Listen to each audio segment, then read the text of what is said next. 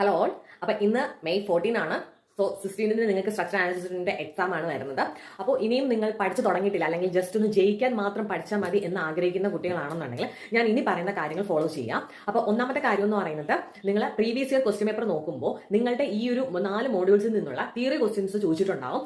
So ആ theory questions എല്ലാം നല്ല വൃത്തിക്ക് കാണാൻ പഠിക്കുക. ഓക്കെ, തിയറി ക്വസ്റ്റ്യൻസ് എല്ലാം നന്നായിട്ട് കാണാൻ പഠിക്കുക. എന്നിട്ട് നിങ്ങൾ ചെയ്യേണ്ടത്, ഇപ്പോൾ ഫസ്റ്റ് മോഡ്യൂൾ എടുക്കുകയാണെന്നുണ്ടെങ്കിൽ അതിൽ മെയിൻ ആയിട്ട് 2 സെക്ഷൻസ് ആണ് വരുന്നത്: slope deflection method, moment distribution method. ഇതിൽ ഏതെങ്കിലും ഒരു പ്രോബ്ലം ചെയ്യാൻ നിങ്ങൾ അറിഞ്ഞിരിക്കണം. അതും നിങ്ങൾ നല്ല വൃത്തിക്ക് പഠിക്കണമെന്ന് ഞാൻ പറയുന്നില്ല, ബട്ട് ആ സ്റ്റെപ്സ് ഓക്കെ.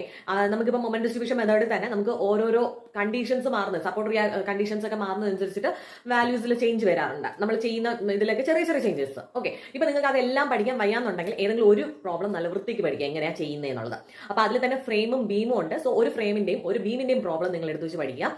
എന്നിട്ട് നിങ്ങൾക്ക് ഇപ്പോൾ അറിഞ്ഞുകൊടുത്ത സപ്പോർട്ട് കണ്ടീഷൻ ആണ് വരുന്നതെങ്കിൽ പോലും നിങ്ങൾക്ക് എന്ത് ചെയ്യാൻ പറ്റും, നിങ്ങൾ എഴുതുന്ന ആ സ്റ്റെപ്പിന് നിങ്ങൾക്ക് മാർക്കുണ്ട്. ഓക്കെ, അപ്പൊ നിങ്ങൾക്ക് ഒന്നും അറിഞ്ഞുകൂടാങ്കിൽ പോലും നിങ്ങൾ ഏത് മെത്തേഡാണോ നിങ്ങൾ ചെയ്യാൻ ഉദ്ദേശിക്കുന്നത് അതിന്റെ സ്റ്റെപ്സിനനുസരിച്ച് എന്തെങ്കിലുമൊക്കെ വാല്യൂസ് ഇട്ട്, നമുക്കിപ്പോൾ ഫസ്റ്റ് മൊമെന്റ് ഡിസ്ട്രിബ്യൂഷൻ മുതൽ ഫസ്റ്റ് ഫിക്സഡ് മൊമെന്റ്സ് കണ്ടുപിടിക്കുക. സോ ഫിക്സഡ് മൊമെന്റ്സ് എല്ലാത്തിനും കണ്ടുപിടിക്കാൻ നമുക്ക് അറിയായിരിക്കും. ചിലപ്പോൾ നമ്മൾ കണ്ടുപിടിക്കുന്ന വാല്യൂസ് തെറ്റായിരിക്കും, ബട്ട് ആ ഒരു ഇക്വേഷൻ എഴുതുന്നതിന് നിങ്ങൾക്ക് മാർക്കുണ്ട് കേട്ടോ. അപ്പോൾ ഓരോ സ്റ്റെപ്സും നിങ്ങൾ കറക്റ്റ് ആയിട്ട് ഫോളോ ചെയ്യാം. ഇനി രണ്ടാമത്തെ മോഡ്യൂൾ വരുമ്പോഴത്തേക്കും അപ്രോക്സിമേറ്റ് മെത്തേഡ് ഓഫ് അനാലിസിസ് ആണ്. അതിൽ തന്നെ പ്ലാസ്റ്റിക് തിയറി കൂടെ ഉണ്ട്. അപ്പോൾ എനിക്ക് തോന്നുന്നു അപ്രോക്സിമേറ്റ് മെത്തേഡ് ഓഫ് അനാലിസിസ് എടുത്തു കഴിഞ്ഞാൽ വീണ്ടും അതിൽ 3 ഉണ്ട്. അതായത് സബ്സ്റ്റിറ്റ്യൂട്ട് ഫ്രെയിം അനാലിസിസ്, പിന്നെ കാൻലിവർ മെത്തേഡ്, പോർട്ടൽ മെത്തേഡ്, ഇങ്ങനെ 3 മെത്തേഡ്സ് ഉണ്ട്. അപ്പൊ അത് പഠിക്കുന്നതിനേക്കാളും നല്ലത് ആ പ്ലാസ്റ്റിക് തിയറിയിൽ നിന്നുള്ള പ്രോബ്ലംസ് ചെയ്യാൻ പഠിക്കുക എന്നുള്ളതാണ്. ബട്ട് ഇതിന്റെ എല്ലാം എന്ത് ചെയ്യണം, തിയറി നിങ്ങൾ അറിഞ്ഞിരിക്കണം. അതുപോലെ മോഡ്യൂൾ 3 and 4 എടുക്കുകയാണെന്നുണ്ടെങ്കിൽ അതിൽ ഫ്ലെക്സിബിലിറ്റി മെത്തേഡും ഉണ്ട്, സ്റ്റിഫ്നെസ് മെത്തേഡും ഉണ്ട്. അപ്പൊ ഇതിൽ നിങ്ങൾ ഏതെങ്കിലും ഒരു ചാപ്റ്റർ വൃത്തിക്ക് പഠിക്കാം. ഓക്കെ, ഏതെങ്കിലും ഒരു ചാപ്റ്റർ വൃത്തിക്ക് പഠിക്കാം. അപ്പൊ ബട്ട് അതിന്റെ തിയറി ക്വസ്റ്റ്യൻസ് എല്ലാം നന്നായിട്ട് അറിഞ്ഞിരിക്കാം. അപ്പൊ ഇത്രയും പഠിച്ചു കഴിയുമ്പോൾ തന്നെ നിങ്ങൾക്ക് ജയിക്കാനുള്ള മാർക്ക്, ജയിക്കാനെന്നല്ല കുറച്ച് നല്ല മാർക്ക് കിട്ടാനുള്ള വകയായിട്ടുണ്ട്. ഇനി ഫുൾ മാർക്ക് വാങ്ങണമെന്നാണെങ്കിൽ എന്ത് ചെയ്യണം, എല്ലാം പഠിക്കാം. ഓക്കെ, എല്ലാം പഠിക്കണമെന്ന് ഞാൻ പറയത്തില്ല, എങ്കിലും പ്രോബ്ലംസ് ഇപ്പൊ നിങ്ങൾക്ക് ചെയ്തിട്ട് കിട്ടിയില്ല, അല്ലാന്നുണ്ടെങ്കിൽ തെറ്റിപ്പോയി, അതുകൊണ്ട് വിഷമിക്കേണ്ട കാര്യമൊന്നുമില്ല. നിങ്ങൾ ചെയ്യുന്ന ആ സ്റ്റെപ്സിന് മാർക്കുണ്ട്.